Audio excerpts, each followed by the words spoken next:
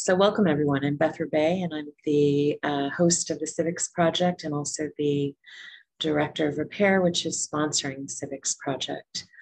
I'm grateful to have you join us for episode 31, which focuses on the separation of church and state in the United States. Before we begin, I'd like to start with a brief land acknowledgement. Repair acknowledges the Gabrielina Tongva peoples as the traditional land caretakers of Tovangar, the Los Angeles Basin and South Channel Islands, and we are grateful to have the opportunity to work for the Taraha Tome, the indigenous peoples in this place. We pay our respects to Hanukvatam, the ancestors, Ahihiram, the elders, and Eohinkem, our relatives and relations past, present, and emerging. So in taking on the question of the separation of church and state in the United States, we want to first think about what that concept means. And there are really two major applications that have been significant in the legal history of the United States. One is the notion that there shouldn't be any official state religion. So in other words, one interpretation of the meaning of separation of church and state is that people should have religious liberty. They should be free to practice whatever they like without interference or repression by the government. No one should be forced to join a particular religion. The other meaning attributed to the concept of separation of church and state is that, in essence, the church should not run the state. So no particular religion should be the official religion of the state, and religious authority should not exert control over politics, except, as individuals. One of the major public questions in the history of the founding of the United States as a nation came up in the first efforts to ratify the Constitution. So in order for the Constitution to govern all of the states that were interested in joining the United States, they each had to separately ratify it through their own state government. And one of the concerns that some of the individual states had was whether the Constitution would protect the civil and religious rights of individual citizens. The objection was that maybe the Constitution would not do enough. To help advocate for the ratification of the Constitution as it had been initially written, James Madison proposed to people and assured people that Congress could later pass a Bill of Rights and would do so, and that Bill of Rights would serve to protect religious liberty. And they did follow through on that promise. So the legal foundation for the idea of separation of church and state is embedded in the very first amendment to the Constitution, which was adopted by Congress in what is called the Establishment Clause. And the clause reads, "Congress shall make no law respecting an establishment of religion." That's it. That's the entire clause. Congress shall make no law respecting an establishment of religion. And in essence, at the time, people understood that there would be no one official religion of the United States, and at least coming from Congress. And at the time, Congress would have been the legal authority that might have done so.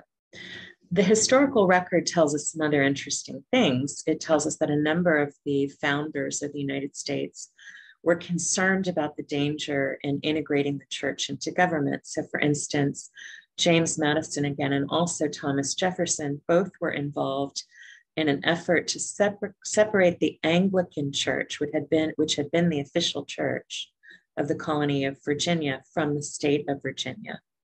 So this process of separating the church from the state in Virginia was referred to as disestablishment. And that effort, the disestablishment effort in Virginia, was supported by Baptists, Presbyterians, and Quakers, as well as a few other populations that saw themselves as dissenters. Notwithstanding the fact that Jefferson and Madison made these particular efforts, they didn't want there to be an official state government in any given state.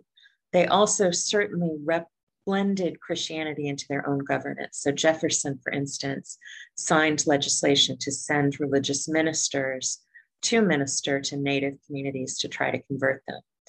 Madison issued proclamations of religious fasting and Thanksgiving, so they were definitely both seeing Christianity as part of their governance efforts. There were contradictions.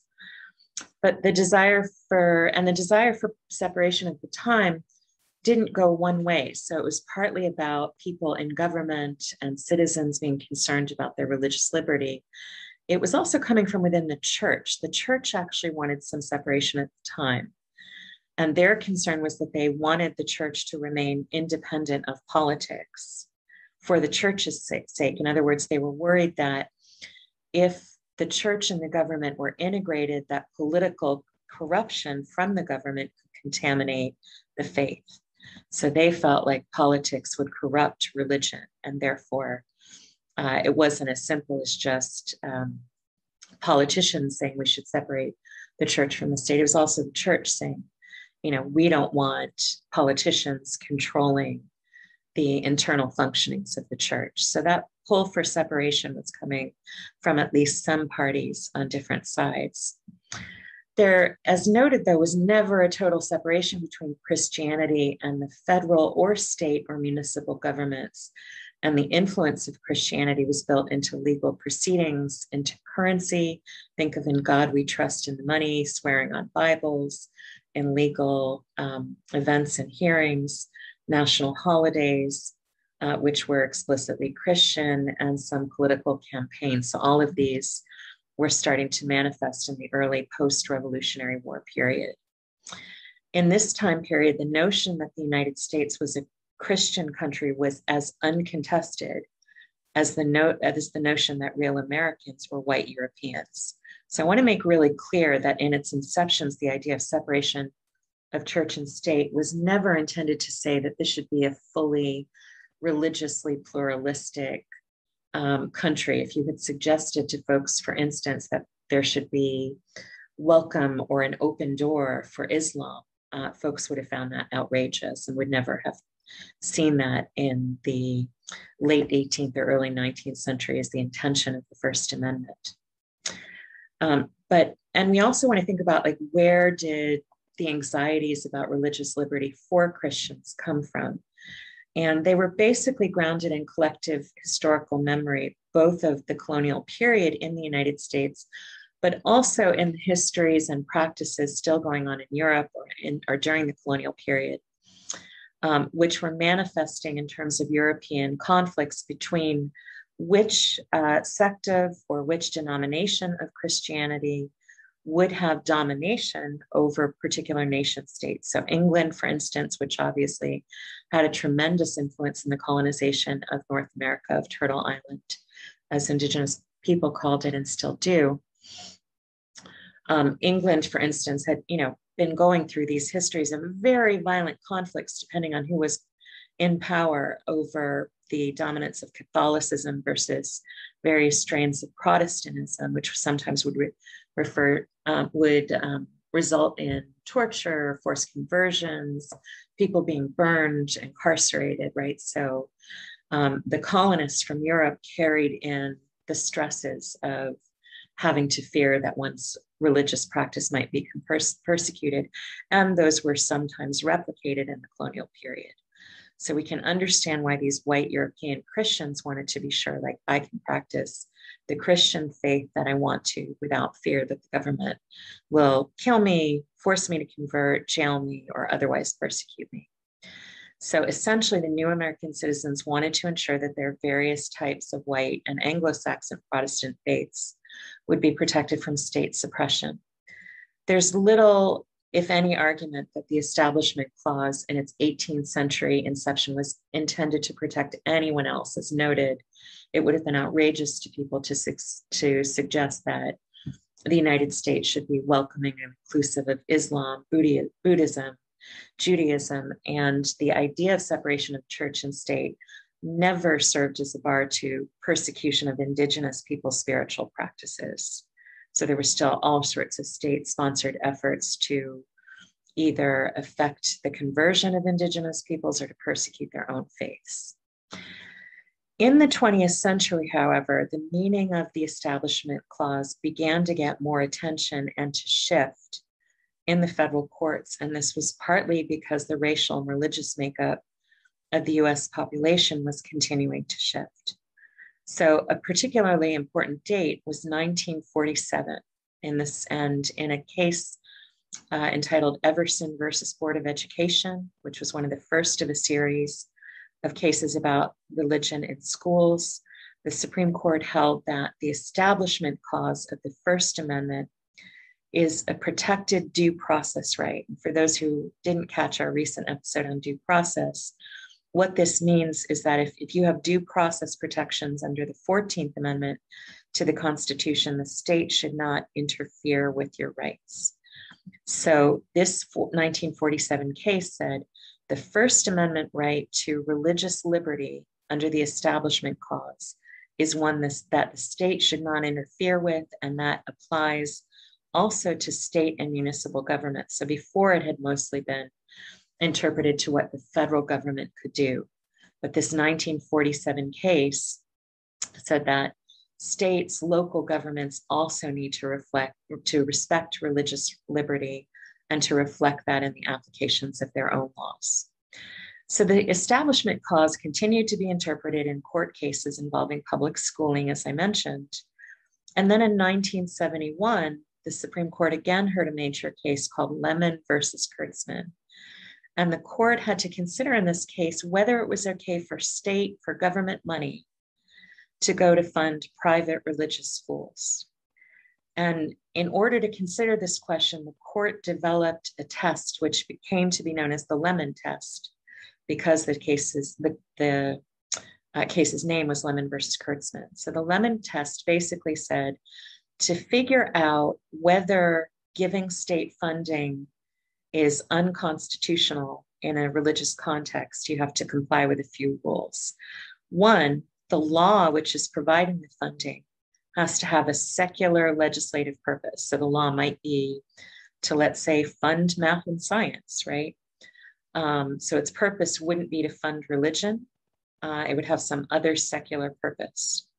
In addition, not just its purpose, but its principal effects could neither advance or inhibit any religion. So state money could not be used either to promote a religion or to suppress a religion, according to the Lemon test. And more broadly, the third plank, or the third component of the Lemon test, said, in general, if a state is giving funding to a religious school or institution for some purpose, it can't facilitate or create, quote, an excessive government entanglement with religion. So the basic idea of the Lemon test would be, okay, you can give some state money to a religious institution if it's fulfilling some secular purpose, and it doesn't have the effect of promoting or inhibiting any one religion, and it doesn't excessively entangle the government with religion. In later interpretations, the Lemon test was sort of boiled down, so it mostly became about a measure of the purpose or effects of the law in instances where the state gives money to a religious institution. So the upshot of all this is that the Supreme Court ultimately created ways in which private religious institutions could sometimes receive government money, whether from a local, state, or federal government, as long as the purpose wasn't basically to create a state religion or suppress any religion or promote anyone as the official one of the state, and as long as there was some secular reason to give that money. In 1989, there was a case called the County of Allegheny versus the ACLU. And I bring this case up without going into all the details of it because it would take a bit of time, because there was a dissent to the case written by Justice Anthony Kennedy in collaboration with several other justices. And they introduced a new proposed test, which sometimes was considered by other courts, and that was called the coercion test. So they basically said, well, the government is only violating the First Amendment Establishment Clause if it provides direct support to a religion to the extent that it would establish a state church or coerce people to practice that religion. So the coercion test, which was proposed by Kennedy and his collaborators, was basically expanding how much the government could interact with religious entities without violating the First Amendment. Now, that test wasn't universally adopted since it was part of the dissent, not part of the majority opinion, but it did continue to influence legal thinking. Similarly, a few years before, in 1984, Justice Sandra Day O'Connor had proposed an endorsement test, and the case in question was called Lynch versus Donnelly. And she suggested that the key test for a constitutional violation should be whether an action by the government amounts to an endorsement of religion. So if the government is giving a religion its seal of approval, then according to Justice O'Connor, it would violate the First Amendment. Later, in the early 21st century, specifically in 2002, in a case called Zellman versus Simmons-Harris, the Supreme Court adopted what was called a neutrality test, which indicated that religious groups should be treated by the government in the same way that they might relate to any other secular group. This test enabled more state money to channel into religious entities, as long as the funding could be channeled through a law with some secular purpose initially. It basically said the state can't refuse to fund an organization just because it's religious, right? It can't say, oh, we're only going to fund secular organizations. So this was the Zellman decision in 2002 and the neutrality test, which basically said the government should relate in a neutral way to religious organizations. So this is not everything that's relevant, of course, in the legal history, but I'm just introducing these key concepts to give you a sense of the ways in which our federal courts have struggled to make sense of what does religious liberty mean, right? Is it violated if the state is funding religion? Is it violated if the state is endorsing religion? Some of the test cases dealt with and went both ways, whether, for instance, the 10 Commandments could be displayed in a government space like a courthouse or a school, right? So lots of different ways in which the First Amendment meaning was tested. And all of this was also occurring in a context where it was becoming, in our conceptual understanding, not such a given that Christianity was the only official religion.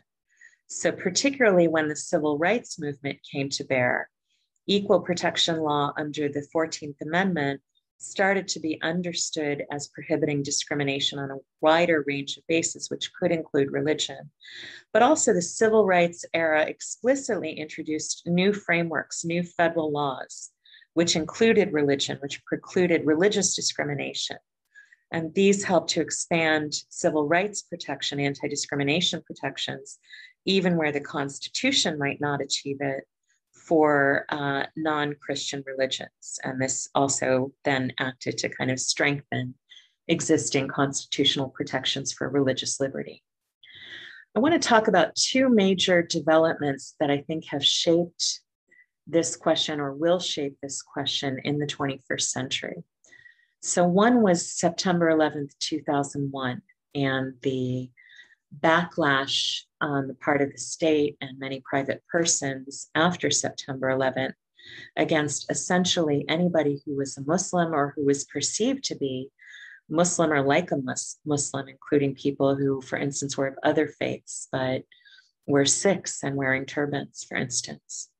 Sometimes any South Asian person, no matter what their faith might be, if they had one, was assumed to be a Muslim.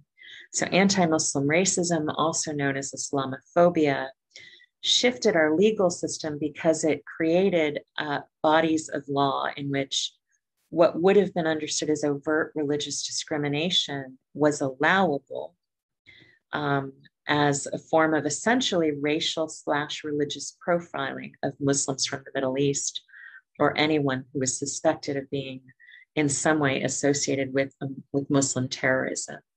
So we saw the anti-Muslim backlash after September 11th chip away at some of the late 20th century protections for religious liberty, allowing the state to do more things to single people out, profile them in airports, surveil them,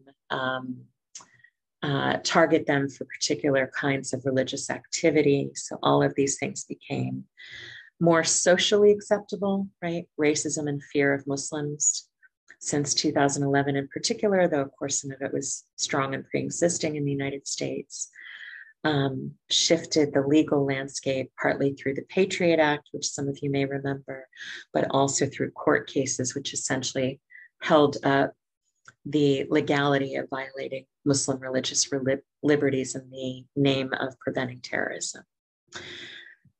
The other major development, which I think is very much ongoing, as is the question of anti-Muslim racism in the United States, is the mobilization of Christian nationalists. So I want to talk for a moment about what that means.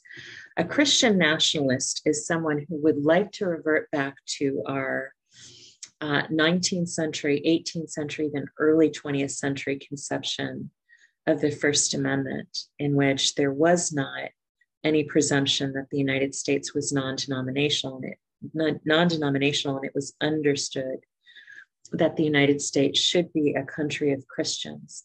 Christian nationalists also tend to be people who feel that the separation from church, between church and state, should ultimately be mostly eroded. So these are folks who would advocate for prayer in schools, who would use religious texts, theology, or values as bases to make policy, and so forth. Contemporary Christian nationalism, as you might expect, is fairly right-wing and is associated with certain sets of politics. One is strong opposition to LGBT people. Another is a deep investment in banning and punishing any efforts to perform abortions. The contemporary Christian nationalism is also associated strongly with something called the Purity movement. For those who are not familiar, the Purity movement refers to a movement of Christians who want to revert to traditional gender roles. And by that, they mean, among other things, that girls and women should remain sexually pure, meaning should stay virgins until marriage, and that it should be a priority of families, churches, and the state to help good women, good Christian women and girls stay pure, stay non-sexual until marriage. And so this meshes very well with anti-abortion politics, because the Purity movement wants Christians to have babies once they're married and to not have sex before marriage. And so in that schema, there would supposedly be no reason for contraception, for abortion, except under maybe extremely exceptional medical circumstances. So this is contemporary Christian nationalism. And a very important thing to note that's just in this past decade is that, or rather prior to the Trump era, prior to the election of Donald Trump, Christian nationalists and white nationalists overlapped some, but there was a schism between those two movements. And interestingly enough, without delving into a deeper conversation about Palestine and Israel, they often split over that question, over the question of Israel. White nationalists tended in most instances, there are exceptions, but tended to most avowedly be anti-Israel because they were anti-Jewish, they were anti-Semitic. Christian nationalists tended to be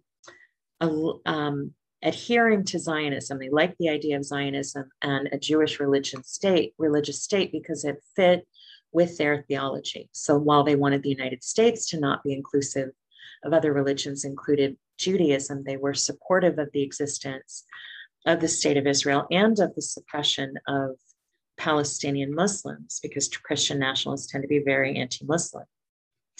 So for this reason, Christian nationalists and white nationalists never quite lined up in the same politics, though again, there was overlap. There were a few other reasons, right? Some white nationalist movements are avowedly secular. Nazis, for instance, often tend to distance themselves from any religion, as compared to, say, white Southern Klansmen, who are often very avowedly Christian. So again, you could find overlap, people who are, identifying as white Christian nationalists, but for the most part, these movements were never quite fully in sync and never acted together. The first time in a long time, at least since the civil rights era, that changed was for Donald Trump. For a number of reasons, he was able to get both Christian nationalists and white nationalists to line up behind him. One reason is that his rhetoric was avowedly anti-immigrant and racist in ways which resonated so strongly with white nationalists that it basically overcame any other barrier to their support for him.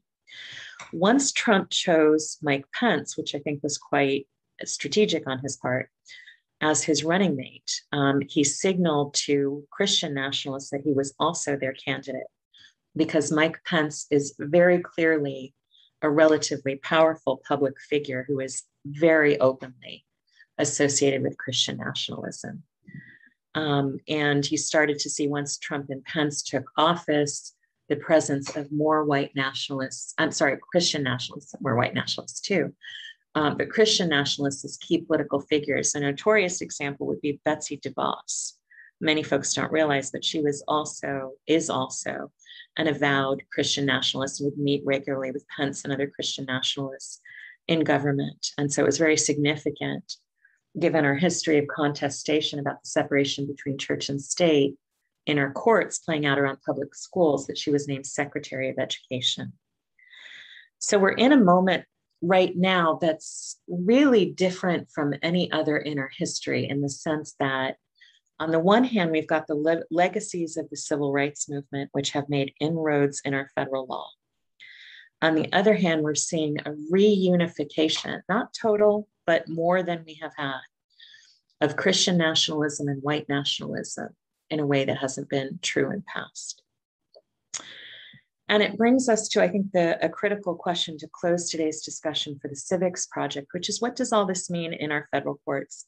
Many of you, like me, are very aware of the fact that right now our Supreme Court and our federal courts are going to be considering questions to do with the recent Texas law, which creates, sort of a vigilante schema for targeting abortion recipients, abortion providers, or even anybody who intends or assists someone in getting an abortion.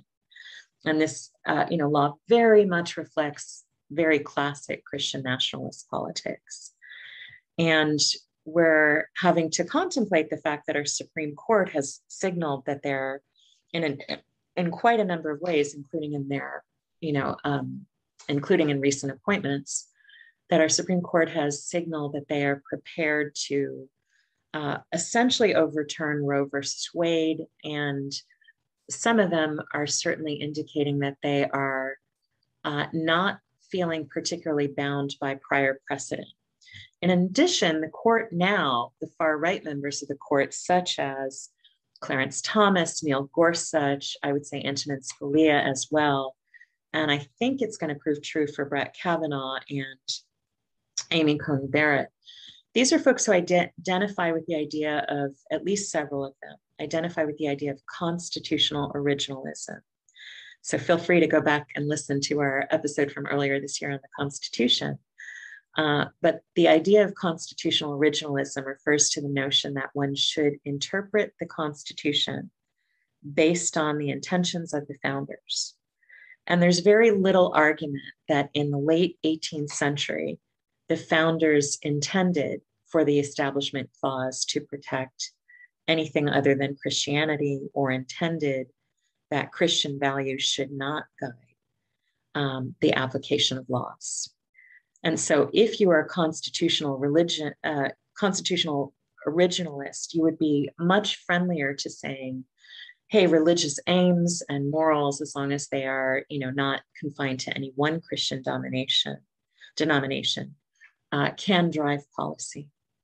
So we have a court that's really friendly, I think, to shifting its relationship to the question of religious liberty, and to moving towards a schema of the United States, a schema of US politics, which is closer, at least, to Christian nationalist thinking. So that's an intense set of factors to contemplate. And if you'd like to learn more about Christian nationalism, white nationalism, and some of the salient political questions, my book recommendation for today is titled The Divine Institution, White Evangelicalism's Politics of the Family by Sophie Bjork James. I want to invite everybody to join us next week when we will be talking about the right to privacy, and the registration link for that is already up on our Eventbrite page. And the registration link is not up yet, but we will be back on Sunday, October 10th to talk about higher education. So I hope many of you will join us again for our Zoom audience. Once we stop recording, I'm happy to take questions or see if folks have other comments you'd like to share. And thank you so much, everybody, for tuning in. Take care.